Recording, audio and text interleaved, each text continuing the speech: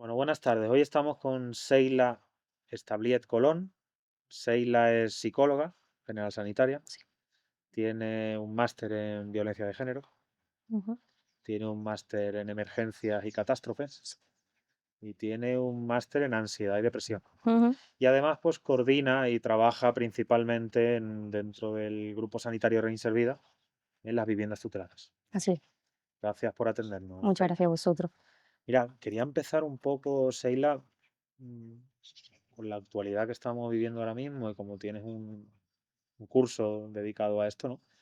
¿Cómo afecta o cómo puede afectar a la salud mental, incluso a las adicciones, lo que se está viviendo en estos días en Valencia? Sí, pues mira, principalmente, el tema de las catástrofes, ¿no? Y demás, afectan de manera muy estresante a las personas, ¿no? Y esto al final puede llegar a desembocar en lo que se denomina trastorno por ese estrés postraumático. ¿Qué quiere decir esto? Que al final, son situaciones que se dan, como bien he dicho antes, de manera muy estresante, se pueden alargar en el tiempo y llegar a convertirse en crónicas, ¿no? Esto al final es lo que desencadena lo que denominamos trauma, ¿no? Y especialmente el trauma en sí es uno de los factores que pueden llegar a potenciar lo que es la adicción. Entonces sí que es verdad que con la situación que estamos llevando a cabo ahora mismo y que se está dando en Valencia, es súper importante que para las personas que necesiten, que creo que en este caso todas, ¿no? Que necesiten atención psicológica, que empiecen a pedir ayuda desde ya, porque como bien he dicho, esto puede llegar a ser algo crónico y a la larga puede afectar bastante en lo que es la salud mental y en el día a día de la persona.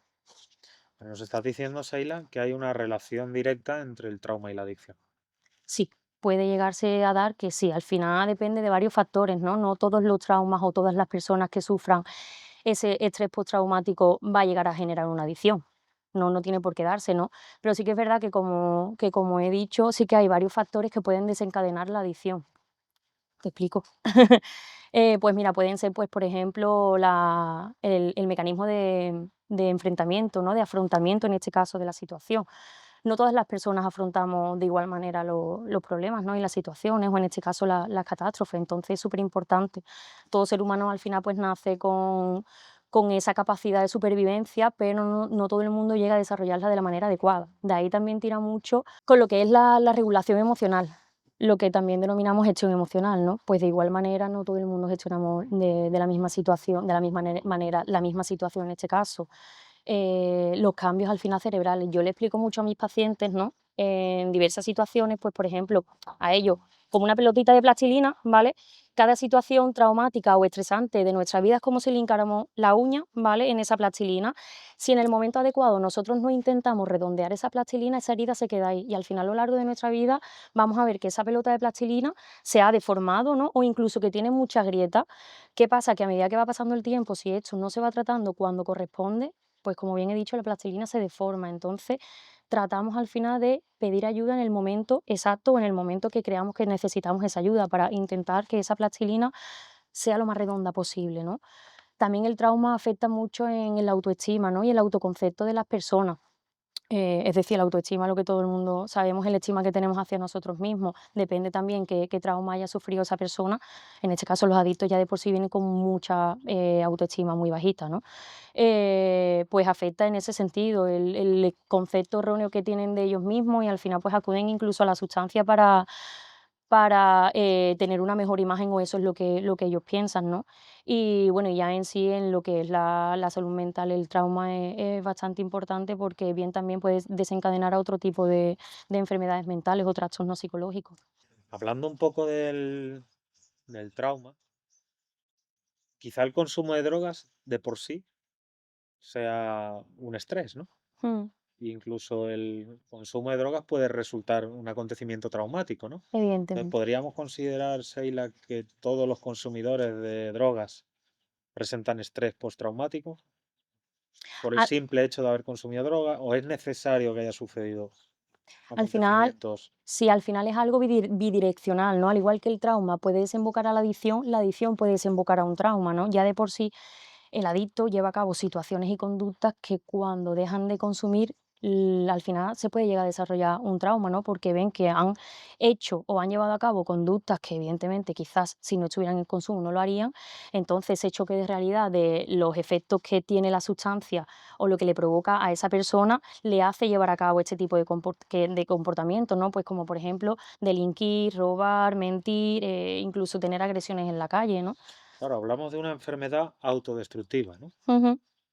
Es autodestructiva por esta misma razón, ¿no? Porque al final ellos lo que ven en la sustancia es como una salida, ¿no? Pues esa salida de emergencia es la sustancia.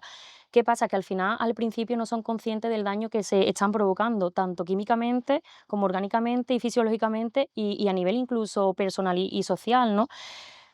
Eso al final yo también lo explico mucho como un ciclo, ¿no? Un círculo del que es muy complicado salir. Consumo porque me siento mal, pero al sentirme mal también vuelvo a consumir y ese mismo consumo me produce malestar. Entonces el ciclo de consumo porque me encuentro mal, pero el consumir me produce malestar y ante ese malestar tengo que acudir evidentemente al consumo para sentirme algo bien.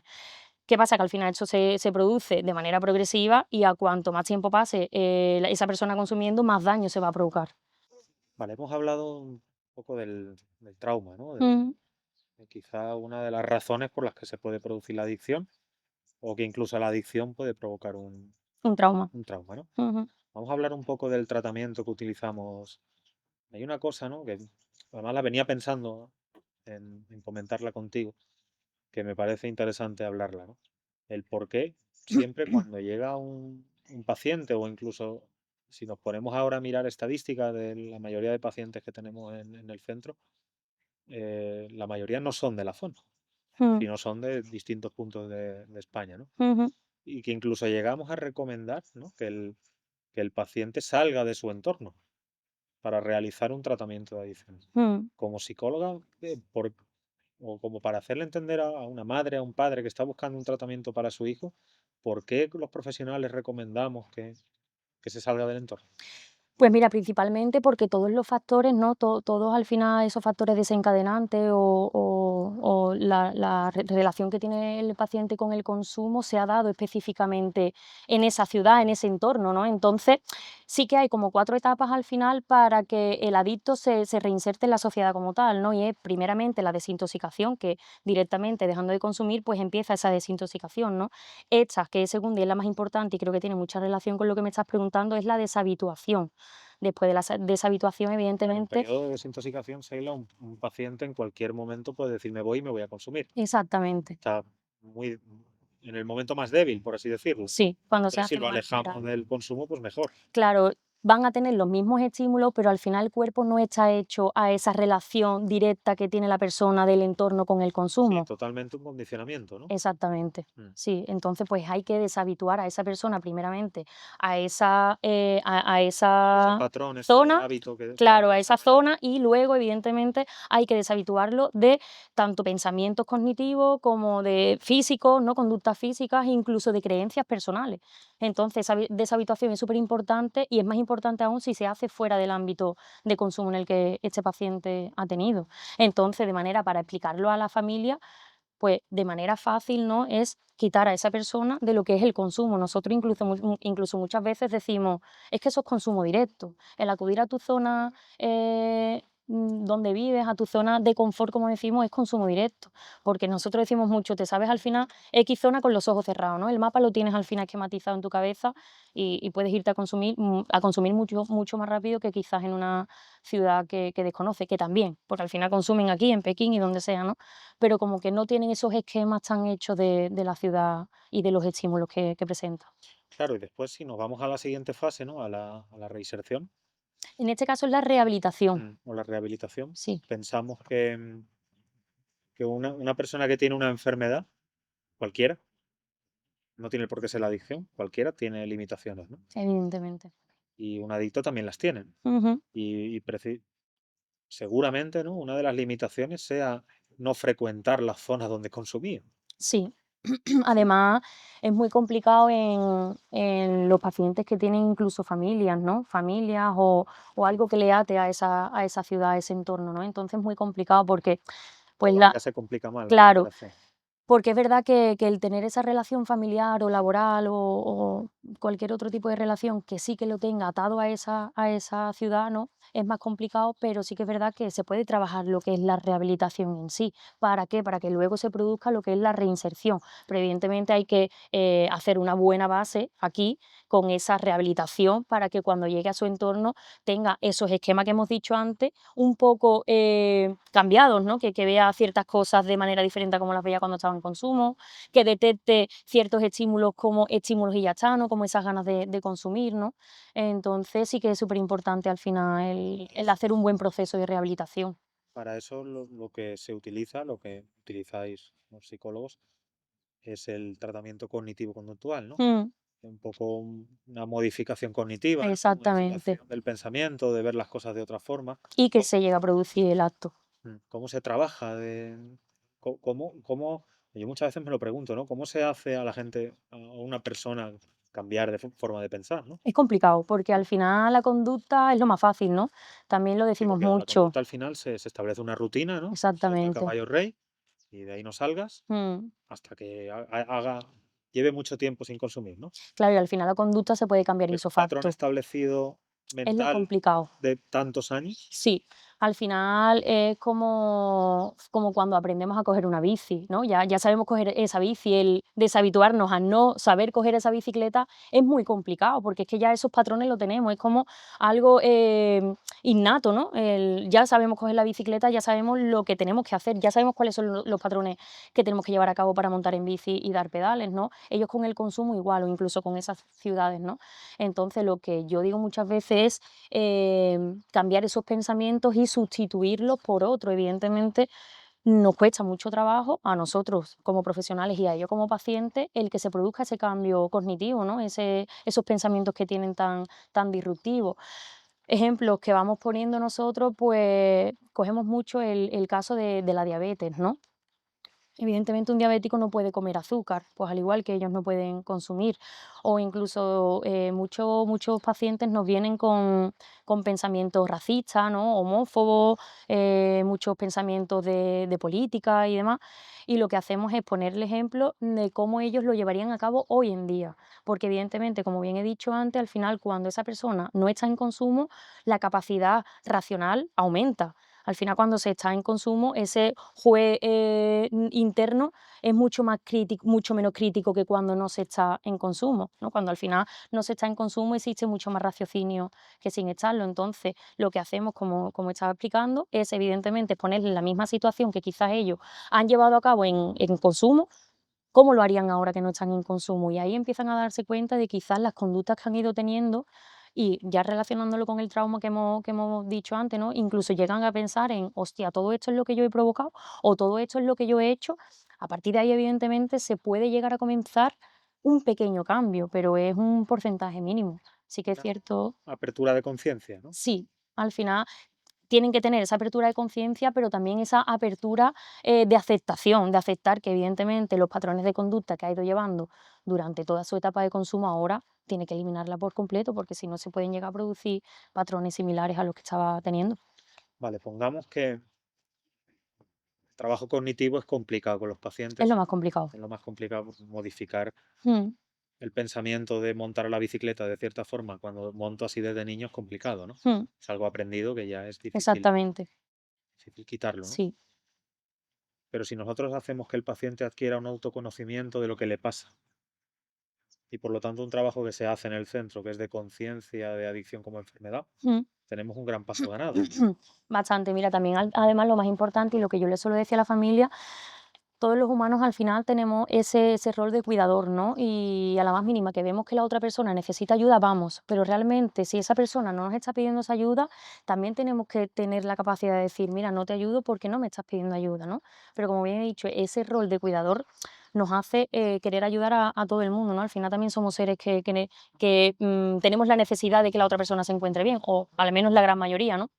Entonces, es superimportante, las fases de Prochaska y Di Clemente, ¿no? Son 5 fases, que es la precontemplación, la contemplación, ¿no? La determinación, la acción y el mantenimiento.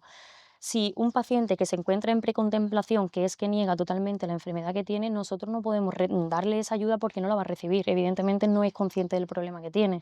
¿Cuándo debemos actuar? Cuando el paciente comienza en la etapa de contemplación, ¿no? Que es cuando dice, vale, tengo un problema y le pone una fecha para poder tratarlo, ¿no? Ahí es donde tenemos que acudir, porque ahí es cuando la familia se pone en contacto con nosotros, viendo al final la posibilidad que hay de ingresar cuanto antes, porque en ese mismo momento es cuando el paciente pide esa ayuda, ¿no? Ahí es donde tenemos que al final que atacar, como decimos. Lo más importante, y es lo que intentamos aquí en el centro, es que se pase a la fase de determinación, que es cuando una vez se ha fijado esa fecha, evidentemente el paciente dice, vale, ahora voy a ponerle acción. Y cuando se le pone acción, se pasa a esa fase de acción, ¿no?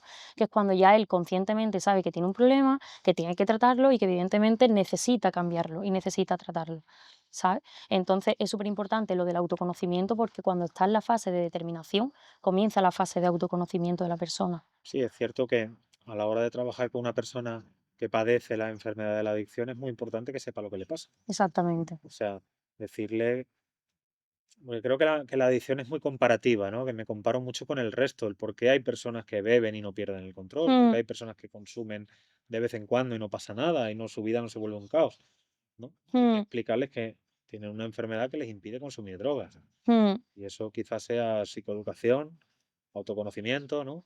Sí, Saber lo que me pasa. sí, al final aparte de muchas puertas abiertas, ¿no?, que tenemos que ir cerrando con el paciente, pues bien ese autoconocimiento, primeramente que llegue a aceptar que tiene eso, que tiene una adicción y a partir de ahí, bueno, pues ya tocará aceptar los límites que le tocan vivir en la vida o que les toca tener en la vida en base a esta enfermedad, ¿no? También la psicoeducación, hay que como reorganizar, ese esquema mental que ellos tienen, de la vida en general, ¿no? Porque aunque ellos pierdan el control, incluso muchas veces no ven el peligro, ¿no? de ese consumo tan progresivo, ¿no? O incluso no las consecuencias que hayan tenido las minimizan, ¿no? Al final romantizan mucho lo que es el consumo y cuando romantizan eso no ven lo malo, siempre se quedan con lo bueno. Incluso si lo bueno son 2 cosas y lo malo son 10, ellos se van a quedar con lo bueno, porque es donde ellos se empiezan a encontrar bien. Sí, Y él supongo que es un mecanismo de supervivencia del ser humano, ¿no? mm, Hablando también un poco de las catástrofes, el mecanismo de supervivencia de disociar los acontecimientos traumáticos, ¿no? Y ujú, quedarme con lo positivo, a exactamente. pesar de que los acontecimientos traumáticos hayan sido horribles, Sí, pero no lo recuerdo tanto, ¿no? entonces es Me súper importante. permite seguir adelante, ¿no? Claro, es súper importante hacerle recordar en cada fase, ¿no?, del tratamiento, o incluso recordarle de vez en cuando esas consecuencias que han ido teniendo, Y que porque algo distorsiona la realidad, porque eso es, acabo pensando que era positivo cuando no lo era. exactamente, si incluso llegan Cuando a teníamos, como has modificar. dicho, una positiva y 9 negativas, Sí, ¿no? y me quedo con esa. Entonces, pues eso, es súper importante al final hacerle ver las consecuencias que han tenido, porque incluso muchas veces te lo cuentan como si estuvieran contando una historia ajena, ¿no? Te lo cuentan en tercera persona y es como, vale, pero no te paras a pensar realmente en la consecuencia que has provocado, que eres tú el responsable de esa consecuencia y ya te digo, al final como están tanto tiempo en consumo por quitarse ese malestar, o nubilan mucho lo que es la consecuencia, ¿no? La minimizan mucho. Hemos hablado, o en Riservida, ¿no? Se trabaja con un modelo biopsicosocial, Ujú, en el que hemos hablado de una parte psicológica, ¿no? Trauma, sí, has nombrado también la autoestima, ¿no? Los adictos, pues, normalmente esa autoestima suele estar tocada, ¿no? ujú, Hemos hablado de una parte social, ambiental, ¿no? Del ambiente en el que nos rodeamos, de sacar al adicto de su entorno. ujú. Nos hemos quedado ahí un poco a medias con la parte biológica, ¿no? Con ese cerebro que está también dañado, Mm, incluso que puede tener, explícanos un poco eso, esa parte, ¿cuál es la parte biológica de la enfermedad? la parte ¿Cuál es la biológica, parte bio del biopsicosocial? sí, no, al final la parte biológica también incluye mucho la parte genética, porque al final la parte genética tiene un gran peso, o sea, aunque pensemos que no, evidentemente la genética, pues como se dice, lo puede todo, ¿no? Si esa persona vive en un ambiente, ya no ambiente social o familiar, ¿no? Pero ya de sí es genética, vive en un ambiente en el que un familiar directo, como puede ser su madre, su padre, su tío, su abuelo, ¿no? Pero incluso madre y padre, es adicto, ya de por sí normaliza lo que es el consumo, porque desde pequeño es lo único que ve. Pero la parte genética está en que su padre o su madre ha desarrollado una adicción y ese potencial genético al final se transmite, ¿no? a nuestros descendientes, ¿no? Y bueno, y al final, pues esa parte genética siempre va a ser muy potente en la persona. No tiene por qué siempre darse el caso de que mi padre es adicto, yo soy adicta, no. mi padre puede ser adicto o el padre de un paciente puede ser adicto y la persona al final desarrollar esas habilidades que hemos estado comentando antes, ¿no? O al final esa regulación emocional, ese mecanismo de enfrentarse a las situaciones lo ha desarrollado de una mejor manera, pero porque en conjunto con los otros ambientes al final eso ha potenciado ese buen desarrollo. Entonces la parte bio, que vamos a eso, es la parte química también del cerebro, ¿no? Y ¿Qué al pasa final... en el cerebro de un adicto que Uy, toma drogas? buena pregunta, al final es ¿Qué súper chispazos complejo, da eso? es muy complejo, ¿no? Creo recordar, vale, tampoco me la voy a dar de... Todo trata al final del núcleo accumbens, ¿no? Que es como el agujerito negro que nosotros tenemos en nuestro cerebro y ahí es donde está todo el meollo de esta situación, ¿no? Al final, resumidamente, trata todo por el mecanismo de recompensa, ¿no? Al final, el mecanismo de recompensa, todo el mundo al final nacemos adictos o con ese mecanismo de recompensa, porque al final todo el mundo nos gusta comprar una cosa que nos guste y estamos ahí y decimos, vale, me la compro, ¿no? Y no nos podemos decir que no muchas veces, o necesito esto, pero realmente no lo necesito, lo quiero, pero me lo compro. Al final esa parte adicta la tenemos todo el mundo, pero como bien he dicho antes, no todo el mundo llega a desarrollar una adicción como tal, ¿no? Voy a lo que iba. En ese núcleo accumbens al final está la dopamina, que es lo que caracteriza también mucho el sistema químico de los adictos, ¿no? La dopamina al final es el placer. El placer lo podemos encontrar en situaciones diarias, ¿no? Y cotidianas, pues como hacer deporte, el hacer cosas que nos gusten y que nos generen placer, el chocolate incluso, ¿no? Pero para los adictos no les es suficiente al final ese placer que ellos reciben del día a día. Y más aún cuando prueban la sustancia, ¿no? Y ven que el subidón de dopamina que recibe ese núcleo accumbens le generas en ellos un estado de ánimo que dicen, hostia, pues evidentemente están en las nubes, se desinhiben muchos comportamientos y muchos defectos, se inhiben otros tantos. Vale, me estás diciendo, Saila, que antes de consumir drogas, el adicto ya tiene una desregulación química en el sistema de recompensa. Sí, puede haber una predisposición, evidentemente, a consumir por esa desregulación. Para que nos pueda entender todo el mundo. Así como me gusta explicarlo a mí también para que me entienda todo el mundo. El adicto no disfruta de la misma forma que el resto de personas Para nada. de las situaciones cotidianas del día a día. Exactamente, al final. De chocolate, la alimentación, Un lugar, una deporte, situación familiar. un abrazo. Exactamente. Sí, al final se dice mucho que los adictos son insatisfechos crónicos, ¿no? Por todo Todo lo tiene que una tenga. explicación bio. Claro, exactamente. Al final es ese desequilibrio químico que existe en el cerebro y como esto es algo progresivo, yo hablo mucho de números, ¿no? Si al final nuestro cerebro está acostumbrado a recibir 5, ¿vale? Pues al final pues esos neurotransmisores transmiten lo que son esas bolitas, ¿no? Que al final pues son la dopamina, ¿no? Son todas las 4 hormonas de la felicidad. Si está acostumbrado a que una neurona le traspase a otra 5, el adicto necesita 6 mínimo, entonces ya está pidiéndole algo más. Y ese algo más al final es sustancia, porque como bien has dicho, no está acostumbrado o no recibe el mismo placer o no lo disfruta igual que una persona que no es adicta, ¿no? De ahí también a que se haga adicto, si lo podemos denominar así, por la falta de control de la sustancia. Vale, por lo tanto, una persona que nace con un sistema, cualquier persona, ¿no? Cuando nace un sistema de recompensa normal, ¿no? Todo el mundo necesita el comprar algo para sentir Ese me estoy placer. liando, Sí, no, lo estaba diciendo, lo estaba diciendo. ¿no? Todo el mundo necesita tener incentivos, ¿no? Incentivos en el sentido de incluso incentivos materiales muchas veces, ¿no? Esa recompensa, ¿no? Como Una denominamos. recompensa de cariño, de sus seres queridos, de Mm. Materiales, cosas materiales, materiales, sí, dulce, ¿no? sí. Todo eso. Al final es la misma recompensa, por eso digo que, no sé si suena al final bien decirlo, ¿no? Pero que todo el mundo nacemos con un cerebro adicto, ¿no? No adicto como tal, pero sí con la necesidad de tener ese extra de placer, ¿no? Que en nuestro día a día quizás no lo tenemos, pues como bien un viaje, o hoy necesito, como he dicho antes, no necesito, pero quiero, y me compro una chaqueta, o hoy me apetece darme un atracón de dulce, porque al final Sí, después desde de... luego, Sheila, el ser humano de por sí nace con una tendencia hedonista al placer, ¿no? Claro, La cuestión es que el adicto pierde un poco el control, ¿no? Buscando exactamente. el placer que nunca llega, ¿no? Mm.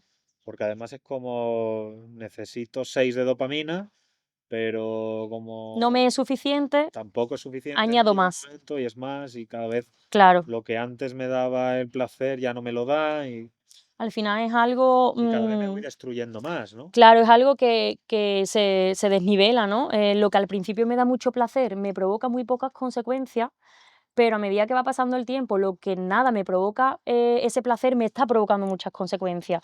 Y ahí es a lo que vamos al final con que la adicción es progresiva, ¿no? Porque cada vez el adicto necesita consumir mucho más, pero la respuesta negativa que está obteniendo también es mucho más grande. Y el placer, evidentemente, se vuelve casi insignificante. Llega un momento en el que el adicto, por mucho que consuma, el tiempo en el que consume y obtiene ese placer es mínimo.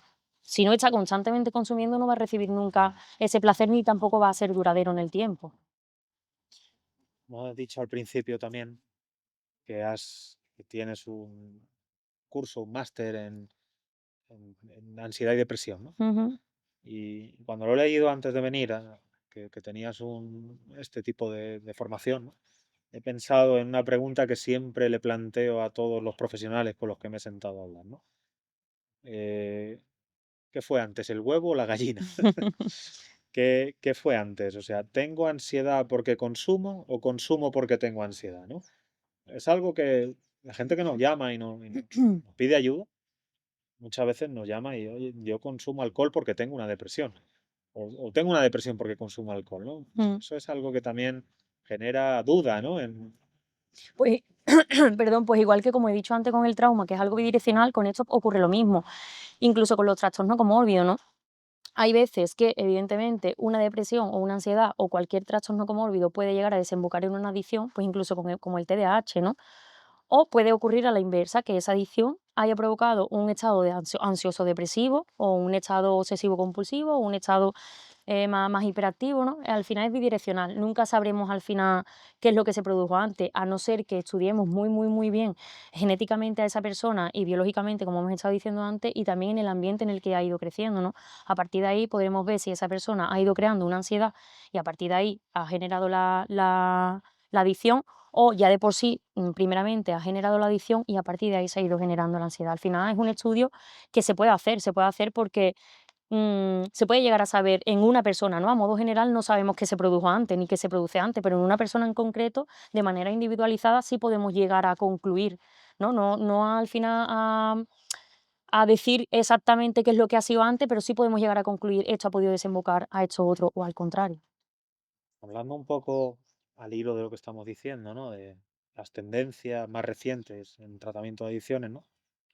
Me comentabas, ¿no? Que una de ellas es la medicación, ¿no? Mm, Y dentro de los tratamientos de adicciones existe un poco de discrepancia con el tema de la medicación, ¿no? Porque hablo con muchos profesionales que son anti-medicación por completo, ¿no? Hablo con otros muchos que utilizan la medicación en un momento dado para regular esa química del cerebro que estamos hablando y ujú, después la vamos retirando poco a poco, ¿no? Es un tema escabroso, ¿no? El de la medicación, porque muchas veces decirle a un adicto no tomes medicación cuando realmente tiene una patología mental que le obliga a hacerlo es delicado. mm. Quería saber un poco tu opinión sobre todo esto, ¿no? Sobre el tema del uso de la medicación, del uso de los Mm. fármacos. Sí, mira, al final, en la psicología en general, o por lo menos en mi caso, ¿no? Y tal como yo lo pienso, una no sirve sin la otra, ¿no? Hay veces que sí, ¿eh? Pero sí que es verdad que a lo mejor cuando una persona asiste al psicólogo y no necesita medicación, pues mejor, ¿no? Porque al final no estamos metiéndole un suplemento químico a nuestro cuerpo. Pero la mayoría de los casos, la psicología también tira de la psiquiatría en este caso, ¿no? Y yo creo que va un poco las dos de la mano. Si quitamos una, la otra no es efectiva. Una parte que a mí no me compete porque evidentemente no entiendo lo que es la medicación en sí. Pero viendo ya desde el punto de vista adictivo en este caso, sí que tira de mucha ayuda lo que es la medicación, porque ese desajuste químico que existe en el cerebro y que cuando de repente le quitamos a la persona esa regulación que ha intentado encontrar en la sustancia, evidentemente no lo sustituimos por como tal, pero sí que ayuda mucho una medicación. Claro, totalmente para una persona que viene cuando una persona ingresa en un centro es porque ha perdido el control por completo. Si no, no ingresa. Exactamente. Estamos de acuerdo en eso, Sí. ¿no? Pues cuando una persona que viene con unos consumos de cualquier sustancia elevados, ¿no? Cuando entra en el centro deja de consumir. Mm, Entonces, la desintoxicación es médica. mm, Para nosotros poder hacer una desintoxicación, tenemos que medicar al paciente. sí. al Que el final. objetivo del tratamiento es medicar al paciente, no, Mm. pero hay que medicar al paciente al Sí, es un principio. aporte, al final es, pues eso, es una ayuda que yo creo que es súper importante, ¿no? Porque evidentemente nosotros no podemos actuar en ese desajuste químico, podemos actuar en lo cognitivo y en lo conductual, pero en lo químico tiramos mucho de la Y medicación. luego hay muchas medicaciones, ¿no? Que generan adicción, que podemos suprimirlas, que no las utilizamos muchas otras, pero al final es una ayuda, ¿no? Claro, al final, evidentemente, también hay pacientes que vienen por adicción a ciertos tratamientos que incluso nosotros estamos dándole al paciente, ¿no? Pero no trata de que se haga, evidentemente, adicto al medicamento ahora que ha dejado de ser adicto a X sustancia. Se trata de que ese ajuste químico va a ser temporal. Lo que tratamos al final es que los medicamentos vayan en decadencia, ¿no? Hasta, evidentemente, conseguir que el paciente no tome ninguna medicación, a no ser que la necesite por otras razones. Entonces, al final el objetivo del conjunto, ¿no? De tanto de la psicología como de la psiquiatría, que entre los dos vayamos empujando a lo que es el adicto. Entonces, en ese sentido, a mi parecer, no es contradictorio que se le medique al paciente en este caso. Al final, es como tú has comentado, ¿no? Llegan de un momento a otro sin consumo alguno, cuando el día anterior o 2 días anteriores su consumo era aberrante. Y evidentemente ese síndrome de abstinencia es muy duro pasarlo, por lo que yo escucho de los pacientes y veo, ¿no? Es muy duro pasarlo sin nada de medicación que les pueda regular quizá esa impulsividad, ¿no? O incluso ese estado depresivo al que pueden llegar. Bueno, hemos hablado con Seila, ha sido muy esclarecedora la conversación. Hemos hablado un poco de cómo puede afectar la situación que está ocurriendo ahora mismo en Valencia, ¿no? De la catástrofe que ha ocurrido, ¿no? Aprovechando un poco de que ella tiene un curso de psicóloga en emergencia y catástrofe, y cómo puede afectar, ¿no? Estos acontecimientos, ¿no? Traumáticos, Ujú. el desarrollo de la salud mental, de las enfermedades mentales y de las adicciones. Y hemos hilado un poco el trauma con la adicción. A partir de ahí, pues bueno, hemos hablado también de la terapia cognitivo-conductual, que es muy importante, que además se utiliza en el centro. Que quizá no, Seila, ahora mismo sea el tratamiento más convencional, ¿no? Sí, y también es verdad que ya, pues como he dicho antes, individualmente eh, podemos ir por un camino o por otro, ¿no? Pero el principal es el cognitivo virtual. También tiramos mucho del motivacional. Lo que hacemos es ponerle pequeños objetivos al paciente, ¿no? Y que estén abiertos a ese pequeño cambio mediante objetivos. Al final, cuando ellos van consiguiendo esos objetivos, pues nosotros les reforzamos, ¿no? Y tenemos ese feedback positivo con ellos y al final eso a ellos les motiva porque ven que van consiguiendo esos pequeños cambios y esos pequeños objetivos que nosotros, incluso ellos personalmente, se van poniendo. Creo que también es muy importante. Cierto, dentro de las etapas que has dicho antes, ¿no? La última, ¿no? Empieza por pre-contemplación y Mm. acaba en mantenimiento. La etapa esa final de mantenimiento, si no existe una verdadera motivación al cambio, es difícil mantenerlo. Por su propia palabra dice. Sí, Quizá, no sé si estarás de acuerdo conmigo, el adicto no se mantiene abstinente por las consecuencias del uso. para nada. Se Como mantiene lo he dicho antes, se abstinente, olvida.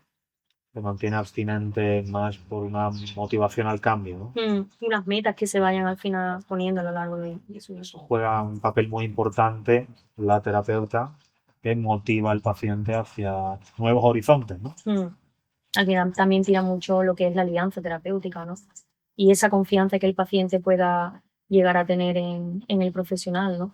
Es súper importante porque si no tiene confianza, evidentemente no va a ser confidente contigo ni te va a contar incluso lo más mínimo que le pueda llegar a pasar en su vida o el más mínimo pensamiento que pueda tener. Esa alianza se intenta crear al principio y por suerte la población adicta, aunque es muy compleja y muy complicada incluso de trabajar, pero hay casos complejos que cuestan mucho que confíen, ¿no? Pero otros tanto como que ven un poco ahí la salida y la ayuda y confían plenamente en lo que es el profesional.